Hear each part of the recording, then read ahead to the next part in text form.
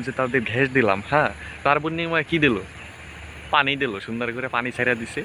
পানির ওই ঘ্যাস সব কিন্তু সব তলায় যাইতেছে, মানে সব একেবারে নিমিষে ধ্বংস হয়ে যাইতেছে। এখন আমরা এই পরিস্থিতি যদি আমরা সচেতন না হই, এখন কিন্তু আমাদের এর চাইতে খারাপ আর কোনো কিছু হইতে পারে না। মনে করেন আমাদের অতি তাড়াতাড়ি সচেতন হওয়া খুবই জরুরি।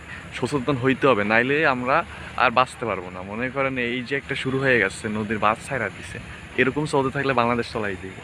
বাংলাদেশ আর বাঁচানোর মতো সিস্টেম নাই। হ্যাঁ, মনে করেন এই যে বাংলাদেশ থেকে যত গ্যাস নিতে আসছে, এই গ্যাসগুলো বন্ধ করে দিতে হবে। যে কোনো কিছুর বিনিময়ে যত তাড়াতাড়ি সম্ভব এই গ্যাসটা বন্ধ করে দিতে হবে।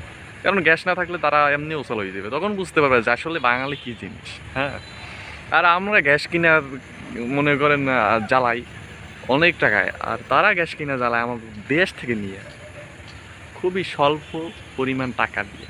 তা আসলে মাইনে নেওয়া যায় না। আমরা বাঙালি, আমাদের দেশে গ্যাসের খনি, আমরা মনে করেন টাকার বস্তা লইয়ে যাইতে গ্যাস নিয়ে আইতে হয়, আর তারা সুন্দর করে খুচরা করে টাকা দিয়ে সুন্দর করে গ্যাস কিনে এনে বাড়ি রান্না বান্না করে খায়। এই হচ্ছে পরিস্থিতি। হ্যাঁ, তারা মনে করেন কি, আমরা যে তাদের উপকারটা করলাম, আমরা যে তাদের গ্যাস দিলাম, হ্যাঁ, তার বিনিময়ে কী দিল? পানি দিল, সুন্দর করে পানি ছাইড়া দিছে। হ্যাঁ, যে এখন যা তোরা তলাই যা। হ্যাঁ, এর বিষয়ে তো বিশাল চক্রান্ত আছে। মানে চক্রান্ত না থাকলে এতদিন মনে করেন এই বাদ ছাড়ে নাই, এখন বাদটা ছাইড়া দিচ্ছে।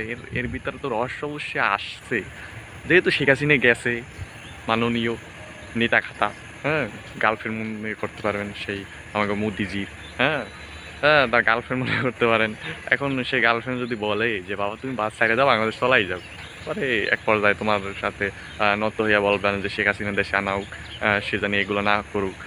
আসলে এগুলো বৃথা বাবা, এগুলো বৃথা, কোনো ক্লিপে সম্ভব না। তুমি যাই করো না কেন, বাংলাদেশের এতটুকু ক্ষমতা আছে, ওরকম আরও 100 বাঁধ নির্মাণ করার ক্ষমতা আছে, সমস্যা নাই।